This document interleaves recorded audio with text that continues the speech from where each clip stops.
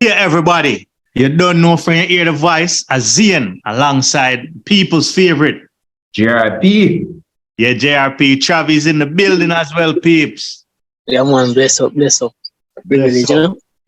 Yeah, man. Hey, JRP was a relatively wonderful Sunday. Indeed, no complaints. No complaints. Straightforward, get to the point. Which is right. But talking about the point, Travis, you know, see Lampard get his first win and the ease up the Chelsea relegation talk.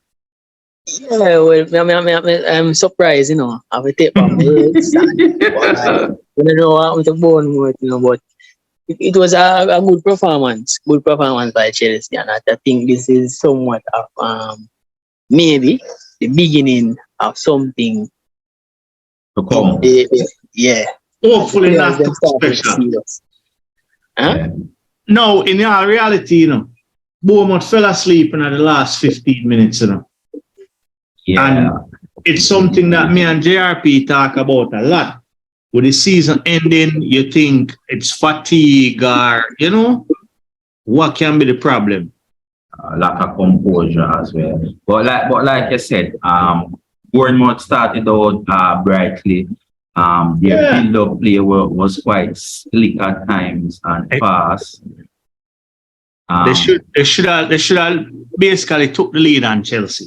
Yeah, they should. Oftentimes, to the way of Bournemouth was playing, we thought they would have come away winners. Yeah. I didn't see Chelsea beating them 3-1. Yeah, in football, it is never that straightforward because one of the things for this season, kryptonite, set piece have been Bournemouth kryptonite. They have conceded from 21 set piece this season. And if they should stay up, and I think they will because they are what 39 points. Yeah, currently sitting in 14. Yeah, and the magic number is 40 points, and they will eventually get a win somewhere. Or if they get a draw, they are pretty safe. They're safe. Come the next season, they would have to try their best not to concede this amount of goal from set piece. 21 is a ridiculous high amount of goal from set piece. Yeah, that is true. That is basically almost every set piece you face. Yeah, but with that said, they have managed to share the workload because Bournemouth have 11 different scorers this season alone. So the goals are pretty much coming all over the field. As a manager going up against Bournemouth, just was that the team say, hey, try and get that foul. And that is what funny enough in a chat, that is what got Chelsea back into the game. Yeah. From a set piece. Yeah, but Bournemouth been playing some good football for the last couple of years, you know. So we had them going down, but they definitely showed the fight. Yeah, man, they humble us and things like that. But like I said, first winning 10 for Chelsea, most importantly, a win for Lampard. And like Travis said, with this win, with 4 more games remaining, it should give them enough courage to at least finish strong. Hopefully they can do that. Definitely. And, you know, they have a home game coming up against Manchester City team that, you know, I'll be a Chelsea fan on that one. We always be Chelsea fan. If Lampard manage to beat City, then we can give him the England job. If Lampard manage to beat City, he can get the England job. Stranger things have happened, people. Stranger things have happened. Yeah, the Stranger Things series is a quite good one as well. True. Yeah, that is true. But as I talk about City, didn't say the Viking Holland blanked for one of the first time. He's human after all. He's definitely human after all. But Big Sam, he started off his Leeds career with a defeat. I mean, No surprise. an embarrassing defeat though. No surprise. I didn't have Leeds winning. The score line is, however, deceiving because Manchester City did create enough chance where they could have gone up by more than 2 goals. Haaland hit the post twice, right? Hit the post twice. He's the person that always take the penalty. But since his teammate Gundogan was on a hat-trick, he gave him the opportunity to take that penalty kick. And well, we all know what happened. Gundogan missed and Leeds score within the next minute. I mean, honestly, that is just the English Premier League for you people. Yeah, you miss a penalty at one end, and I don't blame Pep. I really don't blame Pep because, like, I can understand why Haaland did it, but yeah, we can understand why Pep Guardiola is vexed as well because at 2-0, that third goal would have been the killer. Yeah. That would have been game over. Yeah, and I always talk about this killer instinct, especially in a game like this where, like, again, Manchester United have numerous chances. City have countless chances. And they didn't score. So getting a chance from the penalty spot, you want your best kicker to go up to the spot and deliver. Thinking that this guy's on 2 goals, when they think him hype up and ready, so there's no way he can miss. Yeah, it is indeed disappointing. That is true because, like I said, Harvey, on 2 goals, you think he's motivated for his hat trick. Yeah, that should be enough motivation to say, hey, man, step up, I'm going to bury this.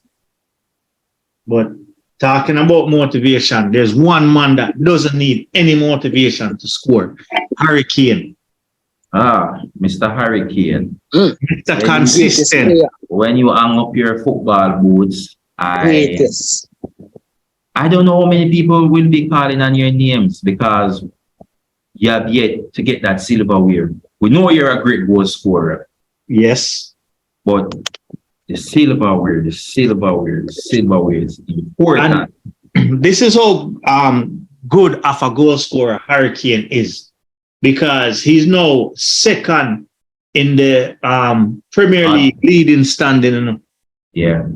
Only behind Alan Shearer. He's now past Wayne Rooney and he did it in winless games. But again, if he should pass Alan Shearer, right? Yeah. How will we describe his career? Because all of these persons that he's passing have silverware. Exactly. I don't want to bash him for not having silverware, but it is important. It is very important because that's what he's going to be judged on. Well, to be honest, I think first people say he was a striker and he's getting paid to score goals. And first thing, if you break the record, you have to say, when you're talking about the English League, the man who holds the record. And looking at it, you will get a silverware because coming next season, I don't see him at that top. And he will stay within the league because he wants that record. So might be a Manchester United or something. So Manchester United. He might not win the Premier League, but he probably would be good enough to get a FA Cup. So you think Manchester United will fork out $90 million for a Harry Kane? I think they will, because they need a striker. They should. If they have no plans to bring him back. This is how good Kane is. No, I think the ship has sailed for Greenwood, to be honest. Well, it's Harry Kane. I don't see any striker. Harry Kane. You don't want a better striker than Harry Kane. At Manchester United, he would do wonders. Look, Rooney scored 208 goals in 491 appearances. And Harry Kane is on 209 in 317 appearances. He's done it in 174 games, fewer than Wayne Rooney. So you said going to Manchester United could be the magic formula. Yeah, Or I think so. I definitely think so. 29. 29. So you're probably gonna get him a 2 or 3 29, yeah. season at Manu with the right Yeah, but team with that around said him, the and but right with that supply. said and done, other teams around the league are building, so it's not a cakewalk getting to that Oh time.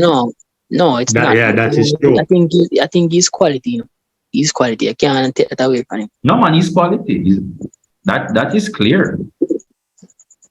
Well, But let's does he see. have enough in the tank to lead a team to a title? Exactly.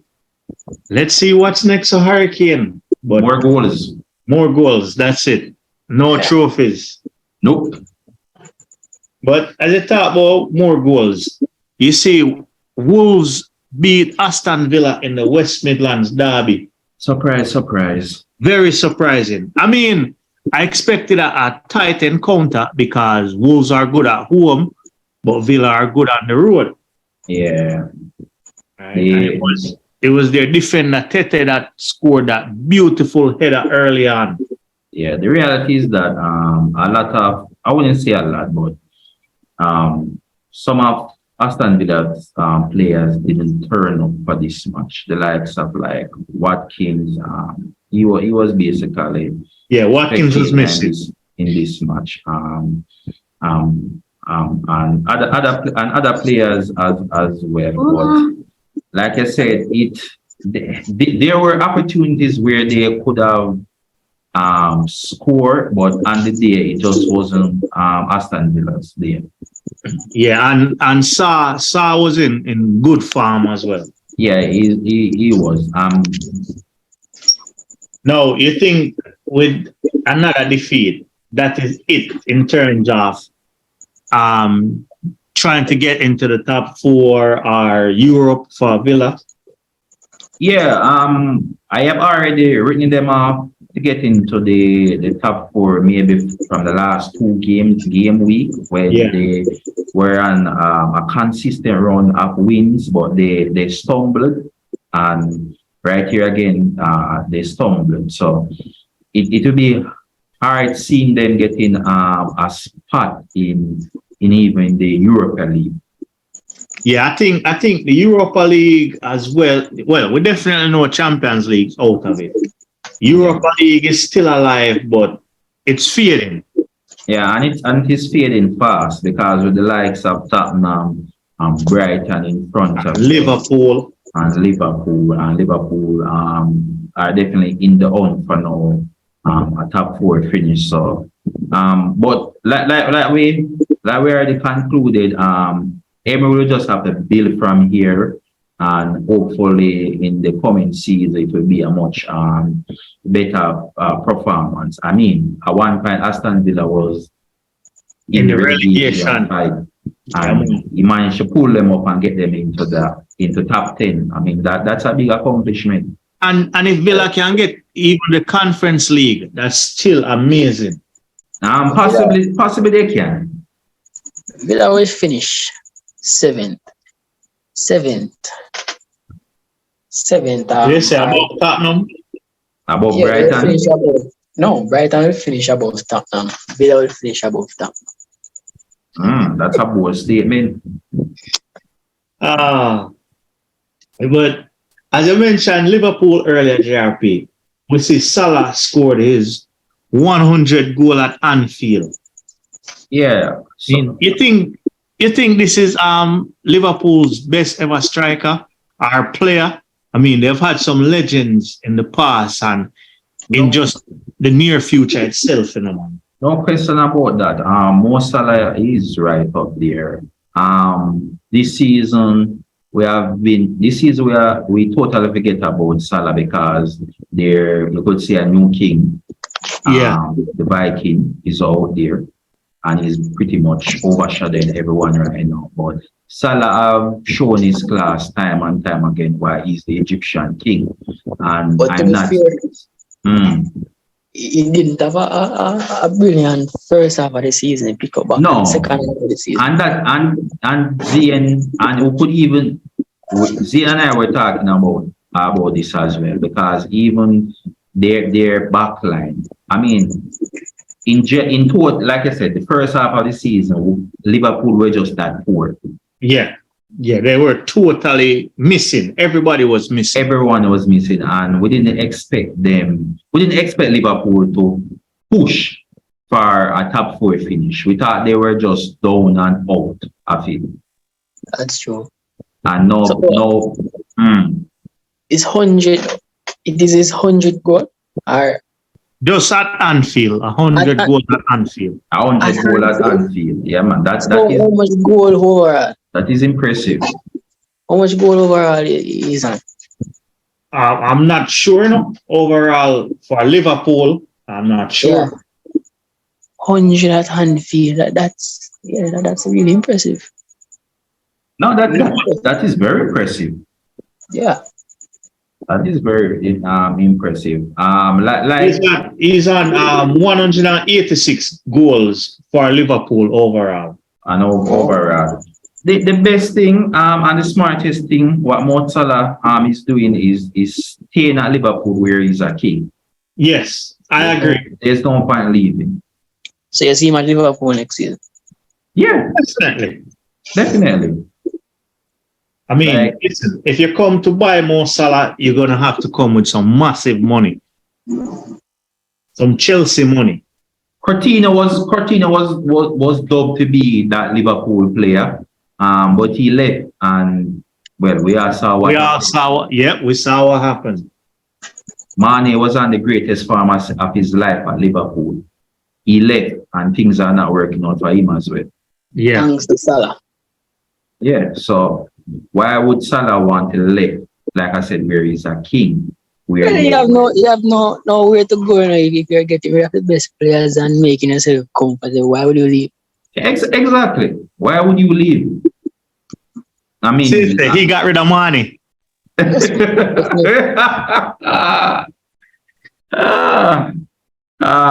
No, people. Conspiracy. People, if you agree with that one, if you agree with Travis' theory that Mo Salah got rid of Sadio Mane, drop it in the comment, please, guys. This is definitely a conspiracy.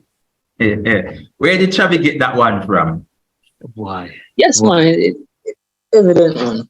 Yes, Mo Salah tell him to go on. To take at some point in time, I think this man have control over Liverpool more than Klopp. Mo Salah? Yeah. Well, he's the face of Liverpool, so exactly. But I'm not going down that road. Yeah, that's above our pay grade. Yes. But as we talk about Liverpool, we have to talk about the ones they're chasing in the Champions League race. Because United looks like they're letting top 4 slip, Yeah, this disappointing performance by Manchester United, and disappointed that they didn't capitalize on the loss that Newcastle experienced. Exactly. No, the thing is as well, while they got chances, they weren't clinical, and they can consider themselves extremely fortunate because West Ham had a goal ruled out, rightfully so, but also had a penalty claim that wasn't given. Yeah, that wasn't given. Because I think that was a handball by Lindelof. Yeah. I think he intentionally went towards the ball. Oh. Well, if Man United fans can remember clearly, I told him that once Rashford got injured, that's it. Season looked like crashing down. And everything will start to fall apart from that. So you think Liverpool will get fourth and pick them? Fourth for Liverpool. Because right now, both Newcastle and Manchester United are in Liverpool's range because Newcastle is on 65. Yeah. Manchester United is on 63. Yeah. And Liverpool is on 62.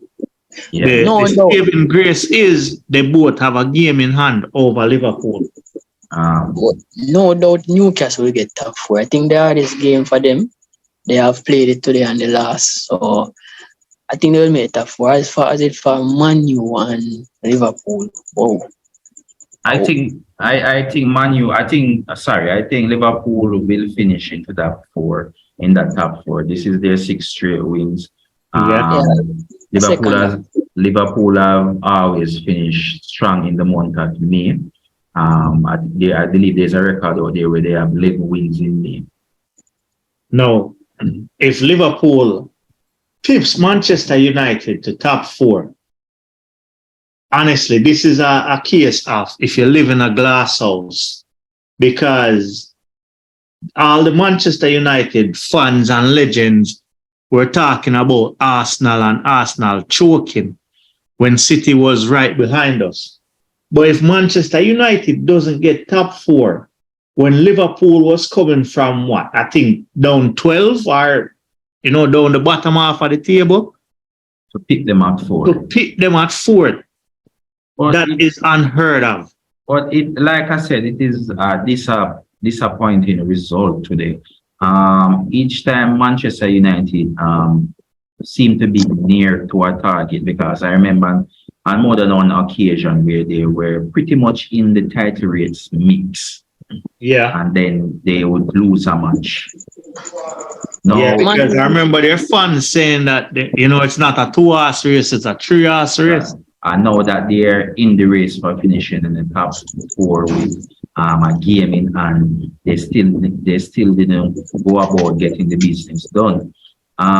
Question should be asked, when a guy like Martial can't get a game, I mean, what is really going on with Martial? Because this is a game that he should have started. Yeah, definitely. A game that he can use his pace and get the best of the West Ham back line. In all fairness, he hasn't been and best of form the last couple of chances he got. That's what I'm saying. Because when the likes of Weghorst can start over you, that is saying a lot. Yeah, but overall, still, I just don't think they have a striker that says this is a wow striker right now, or even a wow player right now. Rashford was that player, but since his goals have dried up, no one's have stepped up. A disappointing season for Bruno Fernandes as well. Yeah, and it doesn't do him any justice wearing the captain armband.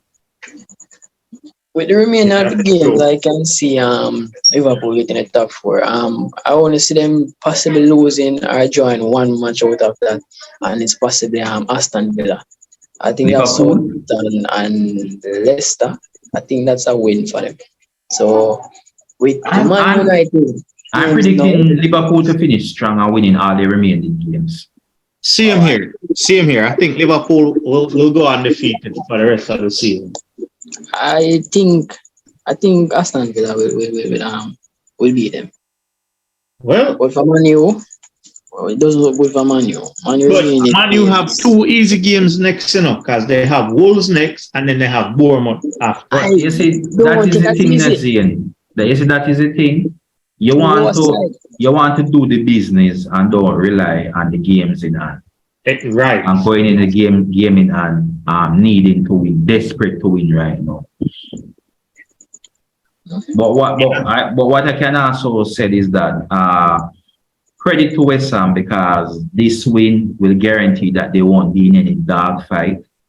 Yeah, man. It's almost basically guaranteed survival. Yeah, man. They actually just needed that 1 point to ensure any relegation fight, and they overachieved that. They got a win. Now their focus will definitely be this. Give them to focus more on Europe. Yeah, it would be amazing if West Ham can win the Conference League. Yeah, so they can definitely focus more on that, since that they have secured their position in the league for next season, and hopefully they can make an appearance in the Conference League finals. Yeah, man, that would be amazing. No, the hottest game of the season, or the hottest game of the midweek, I should say. Arsenal and Newcastle. Yeah. Were you nervous before the start of the game? No, not to be honest, no. Newcastle needing a win to secure third spot. Arsenal needing a win to to Keep give the them any pressure up. chance of winning the title. The game didn't disappoint. First and second, it felt like a top of the table clash. Yes. Well, And it was a big difference between this game and when Newcastle came at the Emirates and basically waste time and deploy that tactic. because everything is on the line this time for Newcastle. The last time, not so much. There was a way more games remaining, and everything is on the line this time. At that time, everything was on the line for Arsenal. Yeah. And if Newcastle had gotten a win, I'm sure it would put them in a good position. We know that Newcastle can play football. We know that. Yeah, man. I was nervous now. And they showed it today as well because they started out the brighter of the two team. But credit to Arsenal because through the entire match, you can see that they're a collective unit that came there to do a job. I was nervous the first ball Newcastle hit it was a post. The post, in the first with, Jacob Murphy. And the man them keep on hit the post and I hit Ramsdale. If I was nervous, it would have been Zinchenko because he was just poor. Oh, yeah, and you see what that is the thing. Murphy was the only Newcastle player that had the beating of their Arsenal counterpart. Yeah, he was the only Newcastle player that did his job. His individual battle. Yeah. All the other battles, the Arsenal players were coming out on top. Yeah. And I will give Arteta his plaudits because he saw the problem and he made the substitution and fix it. Yeah, fix it quick. He didn't wait till the 88th minute. Yeah. And instantly that was it. Good. So I give Arteta props for that. Yeah, man. Big credit to Ramsdale. That 2 man of the match that in a one game. Yeah, he could have some brilliant saves. Yeah. That is 13 clean sheet for the season. In all honesty, both goalies had pull off some great saves.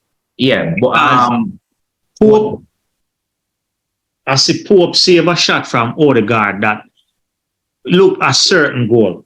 And Martinelli as well. Yeah. I have to give credit to the Odegaard as well now. This guy, a man at farm. Is just way up. This man look like he will hit the ball from even the back of the stadium. What Odegaard is showing is that Odegaard is leading from the front because even in the loss against Manchester City, it was Odegaard that you see out there rallying his troops, still fighting the draw against Southampton and West Ham. It was Odegaard still rallying his team, still applauding his team, still dribbling, still driving with the ball. He doesn't give up.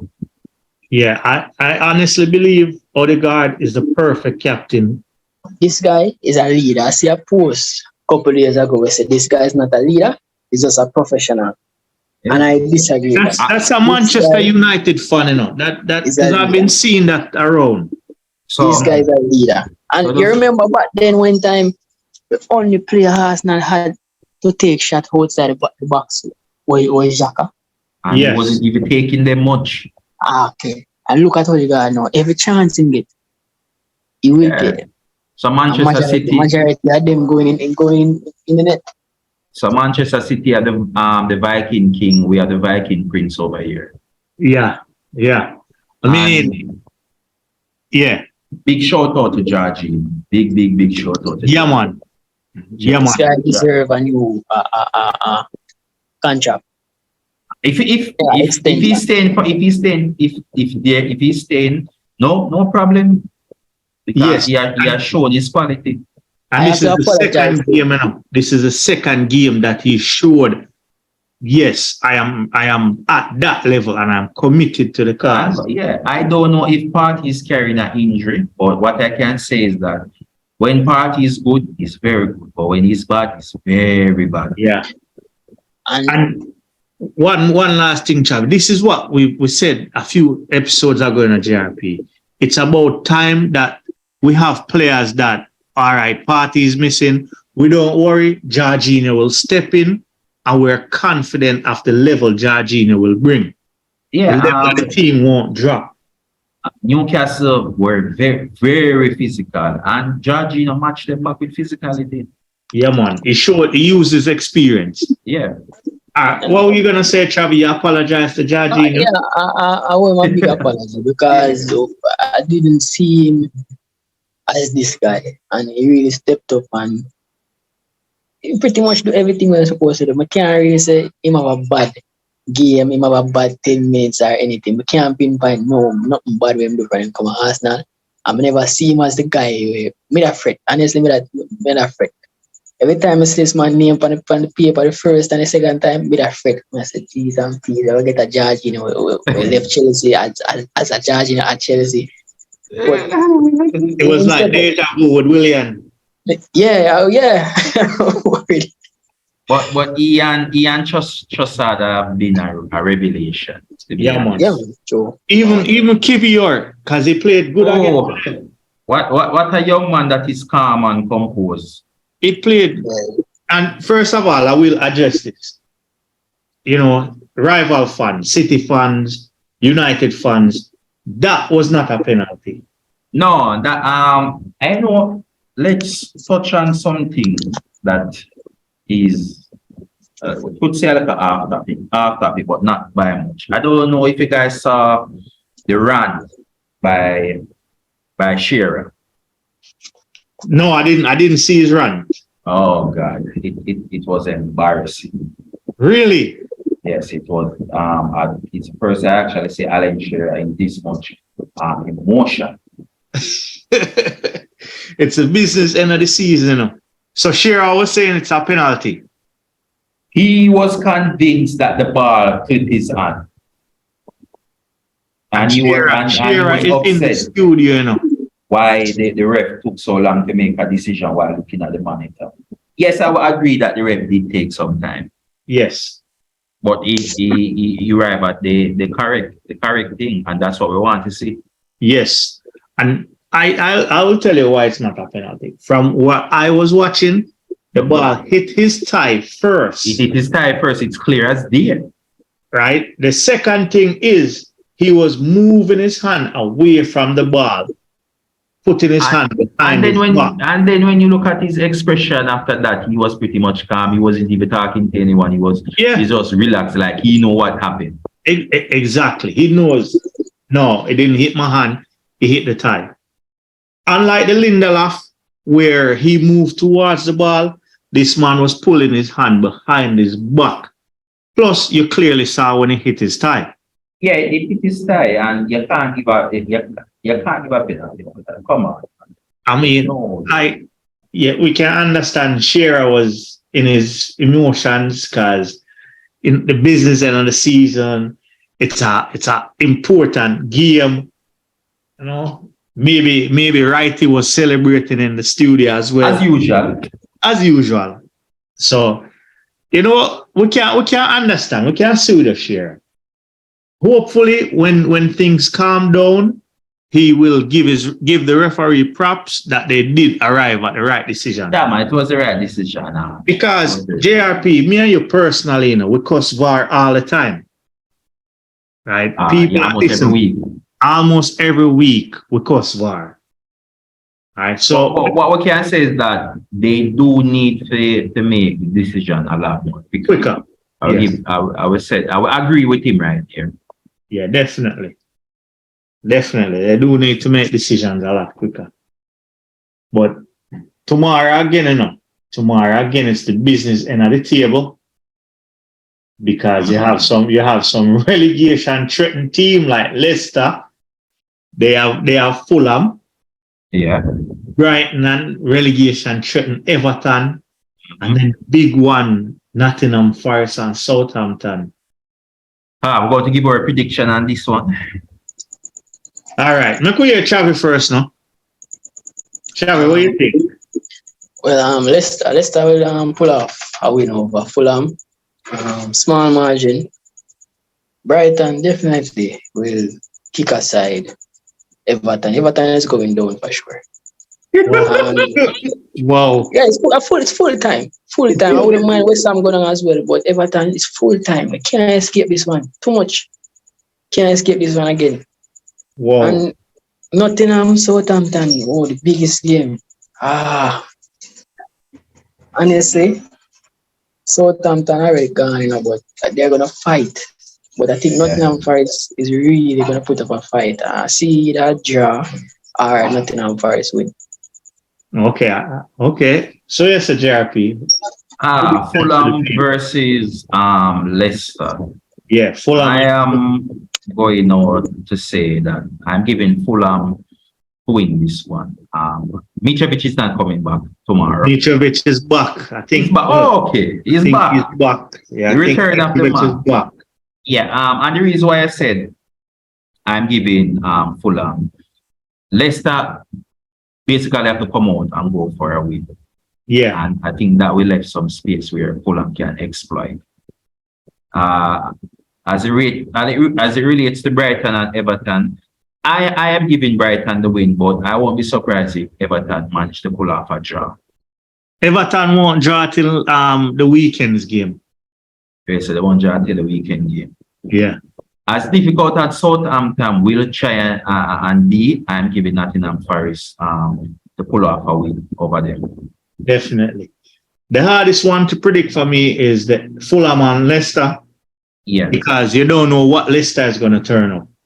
You don't know what James Maddison is going to turn up. The man that keep kicking away penalty. Yeah, they're so unpredictable. They're very. I agree with that. Right. So I can see a Fulham win or a draw. Brighton, to how they're flying high, the things they have on the line, they're trying to finish strong for Europe. Brighton win that. Nottingham Forest, they're really good at home. So I'm definitely going Forest for that one. Yeah. No surprise. Yeah, man, definitely. Hopefully we're not wrong tomorrow, you know? Probably one of us will be wrong. Yeah, definitely. But what I can tell Chavi is that get used to seeing scoring Everton tomorrow. because Everton will escape this relegation.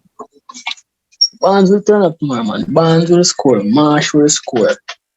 Hey man, he's predicting the scorers. I don't know who will score for the Nottingham Southampton. But I know Barnes will turn up tomorrow.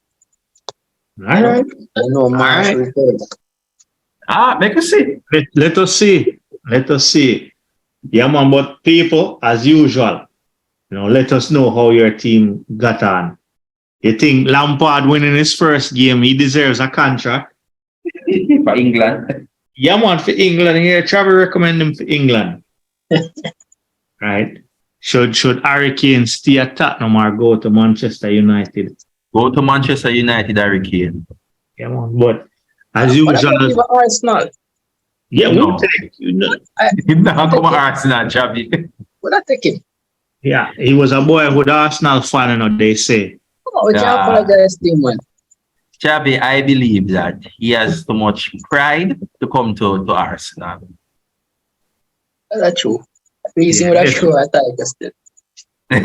Definitely. So people, like usual, just leave it in the comments. Go ahead, press that like button where JRP Push said. it up. Yeah, man. And at the last of the reel, we tell the people them, these times, walk good. Good up, he follow you. We out. Right. Yeah, man.